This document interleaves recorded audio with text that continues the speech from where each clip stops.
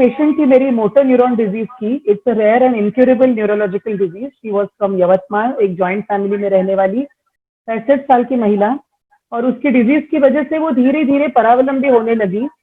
Side by side उसका depression भी शुरू था. वो आती थी, उससे कोई बात नहीं करने देता था. 60-70 पेशेंट की ओपीडी में. रिश्तेदार ही बात करते थे, नहीं मैडम उसको कुछ मत बताना, हम ही उसकी देखभाल कर रहे हैं, आप सब हमको ही बताना. So this is a very common thing in India. And one day suddenly when I went for my Yavatmal visit, I found her son standing outside and I said, what happened? And they said कि माँ admit हो गई. मैंने कहा कैसे, क्या हो गया उनको? तो शी हैड बर्न्ड हरसेल्फ. उन्होंने खुद को जला लिया था. एक स्टूल पे बैठ के अपने गैस स्टोव के यहाँ पे गैस को ऑन करके साड़ी का पल्लू उन्होंने गैस पर रख लिया और खुद को जला लिया था. आत्महत्या का प्रयास किया था. She got burnt very heavily before the people in the house came to know about it. Obviously, we could not save her. So the question always remains, what could we have done for her when she was with us? That is the puzzle. What can we do for people suffering from chronic incurable diseases? How can we lessen their suffering while they are alive and help them live a dignified life till their death, irrespective of their diagnosis? So that is palliative medicine, Dukha Shamak treatment. The science of palliation offers treatment as per the patient's needs, not as per the textbooks. The first question to be asked even before the diagnosis is done is, आपको treatment से या मुझसे क्या अपेक्षा है? सबसे पहली बात है पेशेंट को सब साफ साफ बताना, मगर हमारे देश में ये बहुत मुश्किल हो जाता है. जैसे राइट टू नो है, तो I have right to know my diagnosis, वैसे ही I also have right to not know my diagnosis. All these things are a part of ethical issues and a large part of palliative medicine. और अब neurology में भी palliative principles का हम प्रचार करते हैं और ये बदलाव लाने में भारत में मुख्य नाम लिया जाता है डॉक्टर रूप गुरसाहनी का. So I'm going to again share my screen to introduce Dr. Roop Gursahani. So he is a consultant neurologist and epileptologist in PD Hinduja Hospital, Mahim, and Hinduja Healthcare Surgical, Khar, Mumbai. He is trained at GMC Nagpur and GMC and Sir JJ Hospital in Mumbai. He is associated with Forum for Indian Neurology Education, which is also known as FINE, and doing a great job in having a lecture series for all of us neurologists all over India. He is also associated with Lifeline Express Impact India, which is another NGO which is doing fantastic work in epilepsy in remote areas wherever the railway can reach. The whole train has been converted into a hospital, and he is associated with that also. And he is an advocate for end of life care, especially in the context of chronic neurological diseases like dementia, Parkinson's, and so many other illnesses. And I would say he had not given this line to me, but I have put it there in his introduction. I think he is the founder of palliative neurology in India. So when we think of palliative neurology in India, we think of Dr. Roop Gursahani. So over to you, sir. Thank you. Thanks, Purnima. I mean, that's a wonderful compliment.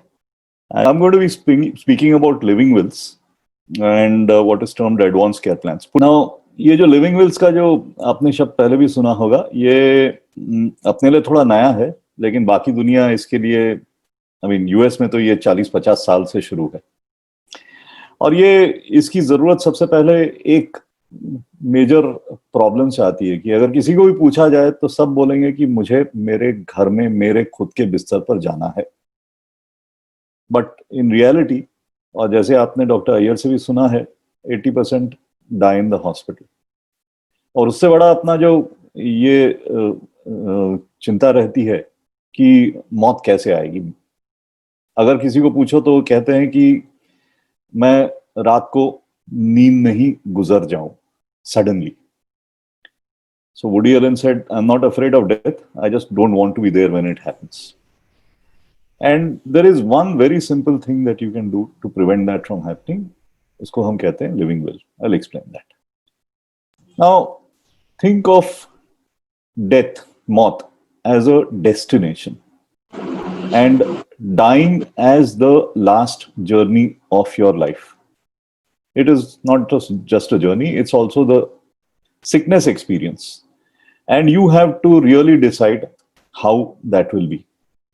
अब अगर आप बोलोगे कि मुझे तो suddenly जाना है, वो बहुत कम लोगों के नसीब में रहता है, और अगर देखा जाए तो उसके लिए बहुत पुण्य करना पड़ता है. You recognize this gentleman. After the age of 50 years, less than 10% of people die suddenly. Okay. So for 90% of us, death is going to occur as a process. And it is predictable. Some weeks or months or even years before it occurs. So let's come back. ये last journey का जो मैंने उदाहरण लिया था, जब journey अपन plan करते हैं तो द क्वेश्चन इज कि उसके बारे में जानकारी किसको है, प्लानिंग कौन कर रहा है, और फाइनली ये सब प्लान करने की रिस्पॉन्सिबिलिटी किसकी है. ओके, अगर आप पूछो इंफॉर्मेशन के बारे में, तो ये आगे का बताना, फोरसीइंग एंड फोरटेलिंग, ये डॉक्टर की रिस्पॉन्सिबिलिटी है. और मैं डॉक्टर हूं, पेशेंट्स एक्सपेक्ट करते हैं कि मैं बताऊं, लेकिन वो ये भी एक्सपेक्ट करते हैं कि मैं ऑनेस्टली, एक्यूरेटली एंड ऑप्टिमिस्टिकली बताऊं. अब ये थोड़ा सा मुश्किल हो जाता है, और क्योंकि ये मुश्किल हो जाता है और क्योंकि डॉक्टरों को ये बात करना सिखाया नहीं गया है, तो इसलिए डॉक्टर भी ये रबिश में शामिल हो जाते कि उसको मत बताओ. जैसे पूर्णिमा ने आपको बताया वो मोटर न्यूरॉन डिजीज के पेशेंट के बारे में. एंड ये अपने को सबको समझना है कि honesty really is the best policy. जब नहीं बताया जाता है तो डिप्रेशन और एंजाइटी बढ़ती है, and we call that collusion, जब डॉक्टर और फैमिली पेशेंट से सब छुपाते हैं. नाउ इंडिया में, जैसे आपने समझा होगा, we have not yet reached the stage that doctors are willing to tell and patients are willing to hear. So right now we are in that stage where it is बोलो मत, बताओ मत, देखो भी मत. बेसिकली गांधी जी के 3 बंदर. सो जैसे मैंने आपको कहा, डेस्टिनेशन तो बदलेगा नहीं, लेकिन वो जर्नी के बारे में डिसीजंस बनाए जा सकते हैं. और मैं एक चीज क्लियरली बताऊं, ये जिम्मेदारी हम सबकी अपनी है. इसके लिए कोई और जिम्मेदार नहीं है.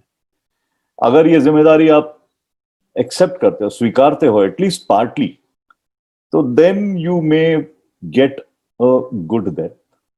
एंड अगर आप गुड डेथ पूछो तो उसमें 3 कंपोनेंट्स है. एक तो जानकारी, क्योंकि जानकारी के बिना you don't know when it is time to say good bye.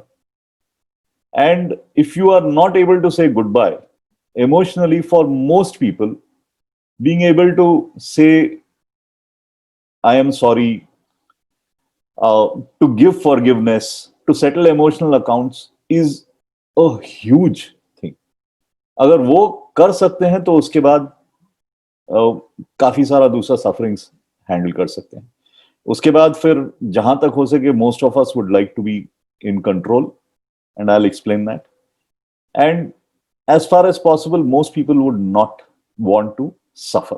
And this is something that is in our hands. Doctors can help you do that.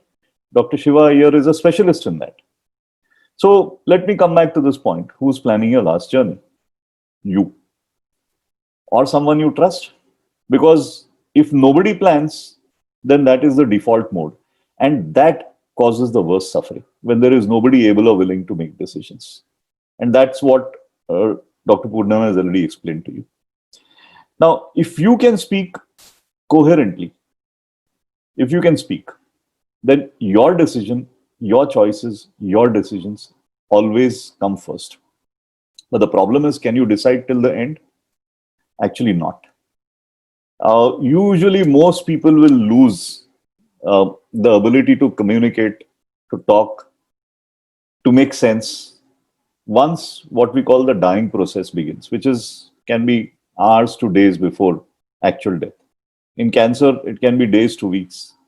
In people who have, say, kidney or liver failure, they go through crisis, जिसमें वो confusion में चले जाते हैं. और अगर किसी को डिमेंशिया हो जाए, जैसे अल्जाइमर्स डिजीज हो, तो सालों से वो कैपेसिटी निकल जाती है. तो उसका क्या मतलब है कि आपको कंट्रोल रहेगा ही नहीं एंड में? नहीं. अगर आप प्लान करो, और ये प्रोसेस को हम एडवांस केयर प्लानिंग बोलते हैं, और वो जो डॉक्यूमेंट है, जो सिंपलेस्ट डॉक्यूमेंट है, वो लिविंग विल्स है, लेकिन आजकल हम उनको एडवांस मेडिकल डायरेक्टिव बोलते हैं, क्योंकि थोड़ा अभी बाकी दुनिया 40 साल आगे निकल चुकी है इसमें.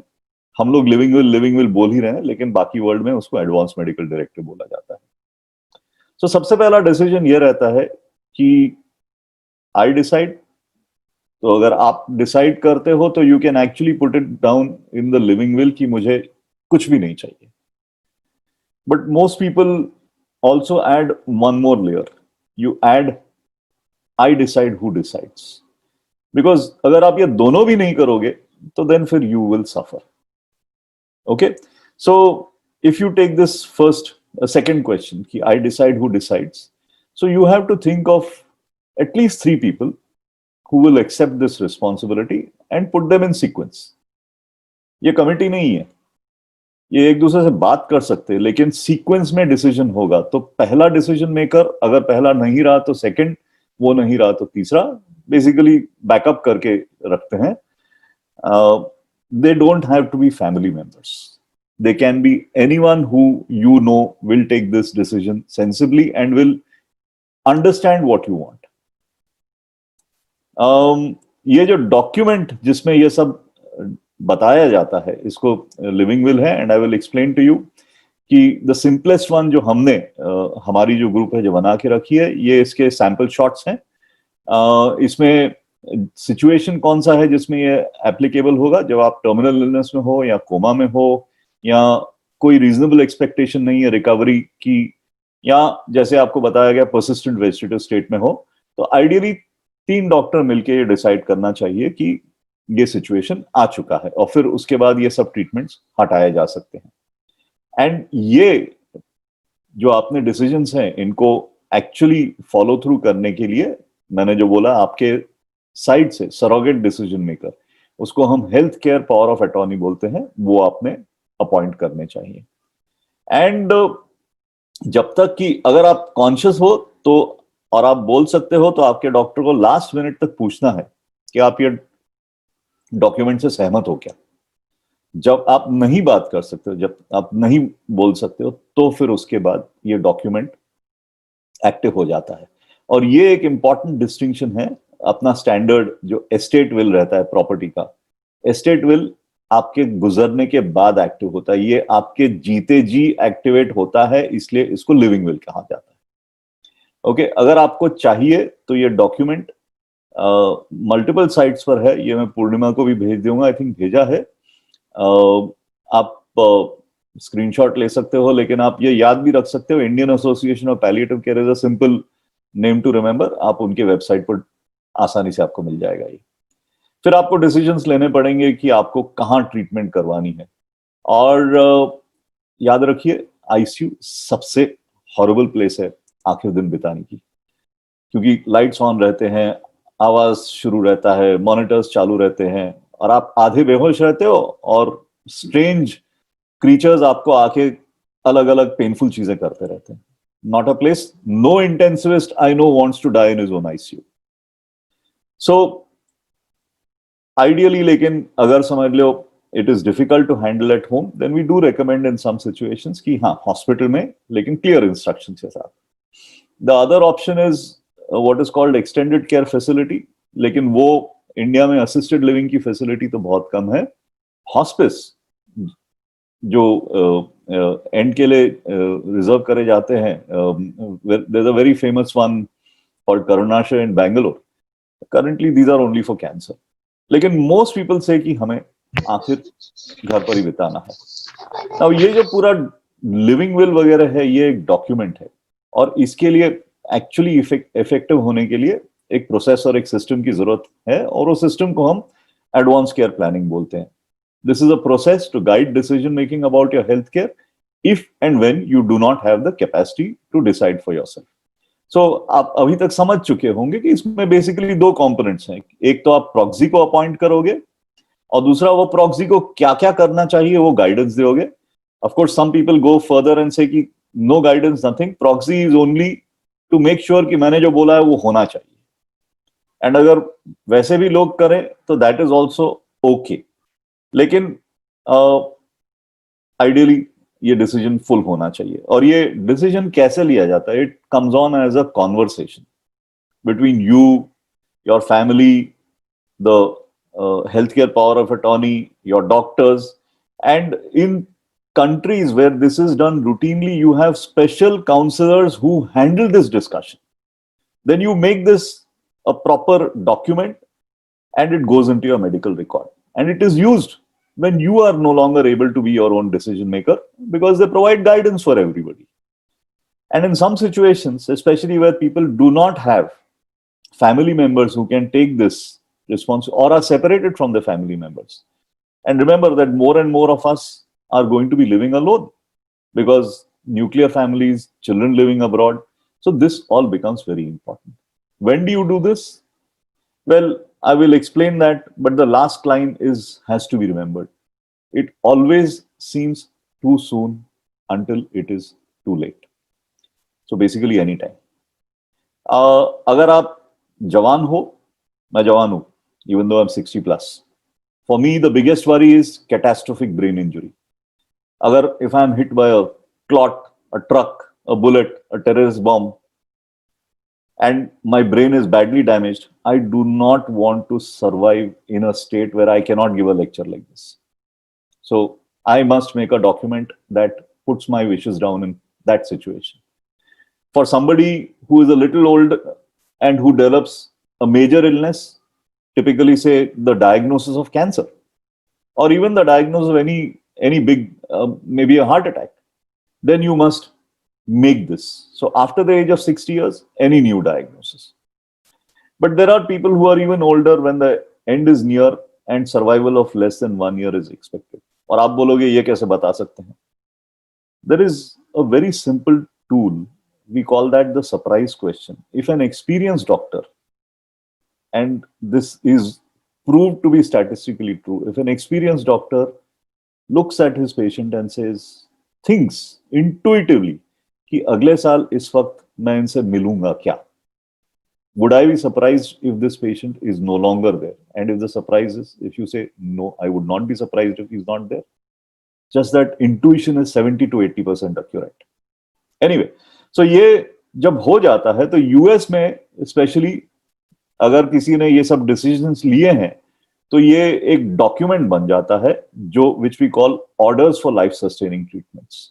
और ये डॉक्यूमेंट बहुत ब्राइट कलर्स में रहता है. उसमें क्या क्या करना है, अगर कुछ ये हो जाए तो ये करेंगे, ये हो जाए तो ये करेंगे, ये सब टिक मार्क्स रहते हैं. इसमें पेशेंट या सरोगेट का सिग्नेचर रहता है और डॉक्टर का सिग्नेचर रहता है. और ये ब्राइटली कलर्ड फॉर्म सब जगह लग जाता है, रिकॉर्ड में जाता है और घर में लग जाता है. घर में कहां लगता है? फ्रिज मैग्नेट के साथ फ्रिज डोर पर. Because if somebody becomes unconscious और इमरजेंसी टीम आती है तो सबसे पहले वहां देखते हैं कि ये फॉर्म है क्या, ये फॉर्म है तो इस पर क्या लिखा हुआ है, वो करेंगे. अब इंडिया में इतना सब कुछ नहीं है. हम बस अभी लिटरली अभी डू नॉट अटेम्प्ट रिसस्टेशन, यानी कि किसी को अगर अनकॉन्शियस और जिसका हार्ट बंद हो गया मिले तो उसको नमस्ते करके टू लेट हिम और हर गो, वो इंस्ट्रक्शंस अभी तक इंडिया में परमिटेड नहीं थे, तो वो अभी ऑफिशियल हो गए हैं. This is the Indian council of medical research. I was part of the team that road up this document. और अगर कोई डॉक्टर बोले कि ये हम नहीं कर सकते अभी, तो उनको प्लीज बताना कि आप थोड़े अनपढ़ हो, ये देखो ये है इधर. ओके, तो ये सिचुएशन आ गया है और आप लास्ट मिनट पर अपना माइंड बदलो. एज आई सेड, आप डॉक्टर को अगर आप कॉन्शियस हो तो आप ओरली इंस्टेंटली बोल सकते हैं कि ये डॉक्यूमेंट मुझे नहीं चाहिए, कैंसिल कर दीजिए. And it has to be respected. Now 3 famous people died in 2018 in their 90s. नाम बताऊं? नहीं. The 2 Bushes, Barbara Bush in April, Atal Bihari in August, and George Bush in November. Both Barbara and George Bush died in their own beds.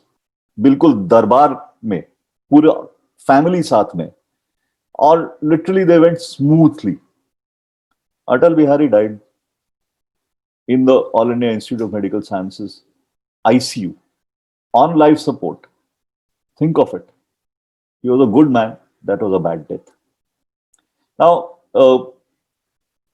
Dr. Iyer has told you that we have a judgment which has permitted advanced care plans, and I think इसके बाद ये थोड़ा discussion आगे भी होगा. Problem ये है कि वो जजमेंट है, एंड जजेस are very careful about not making laws. तो उन्होंने काफी सारे उसमें सेफगार्ड्स डाल दिए, और सेफगार्ड्स का मतलब ये हुआ है कि actually in effect only if you are somebody who has access to the legal system can you actually make it. But is in this uncertain situation, आप और मैं क्या कर सकते हैं? आपको बात करना तो शुरू कर सकते हो।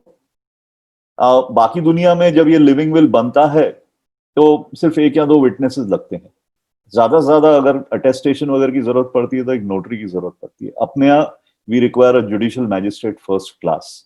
सो हमारे ग्रुप का सजेशन ये है कि आप ट्राई करिए जुडिशियल मैजिस्ट्रेट से कनेक्ट करने की, लेकिन अगर नहीं मिलता है तो बना तो दीजिए, डॉक्यूमेंट बनाओगे, फैमिली से बात करोगे, तो it's very difficult that your family and your at least emergency में at least they will know what your wishes are.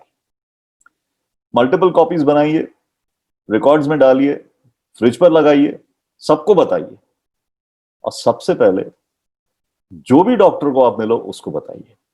ये क्यों?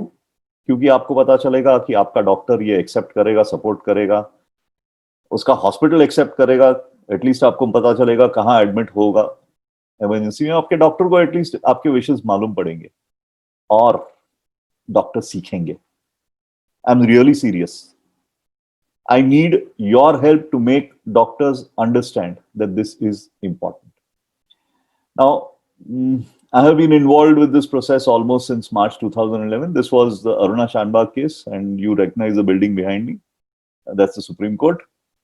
And over a period of time along this journey, I realized that as a citizen, I had no control over my last days. And as a doctor, I began to realize that there was a point I had to tell my patients कि अब मैं कुछ नहीं कर सकता, अब मैं वो नहीं कहता हूँ, because I'm now trained like Dr. Shiva Iyer, Dr. Purnima in palliative care, which means that I can tell my patients कि I will see that your last days are comfortable and I will be there with you till the end. As Purnima told you, and Dr. Shiva, you can see Dr. Shiva Iyer also in this photograph. We formed this group of 3 national medical associations, and yeah, things have been progressing, not as fast as we would expect, but yes, better than I had thought. But if I want to close with a quote, मुझे बताने की जरूरत नहीं है कि ये किसने बोला था। Be the change you wish to see in this world. This is the responsibility that all of us have. आपकी जिम्मेदारी है, मेरी जिम्मेदारी है, सबकी है। Thank you. Thank you so much, Dr. Roop, sir. It has been really enlightening and very helpful. And we in Nagpur, we had started trying to work on this thing. And as you pointed out that the path in India is full of hurdles, like our roads. This path is also tough and challenging. But very rightly said, we have to be the change that we want to see. And therefore, let us start working on this. Thank you, really, thank you so much. And we will be calling you once in a while to give us such talks whenever we want others to start talking about this topic. So I thank you all once again. And Mrs. Sandhya Durge has been working with, we all have been working together in Nagpur on this issue. We have had 3 such programs in Nagpur in a physical hall where we involved our own local support systems to give talks on this. और हमने कोशिश की है कि हम ये सब शुरू करें काम। तो हम तैयार हैं निर्णय लेने के लिए, मगर सामान्य रूप में इन निर्णयों को एग्जीक्यूट करने में बहुत सारे प्रॉब्लम्स आते हैं। फॉर एग्जाम्पल, अभी इसी प्रोग्राम के बारे में देख लीजिए।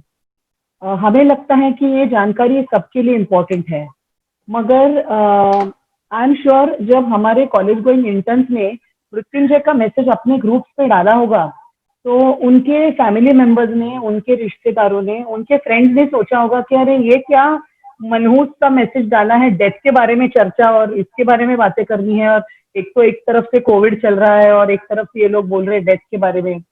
और why is she sending this kind of a message? What does it mean? क्या हमारे इतने बुरे दिन चल रहे हैं क्या?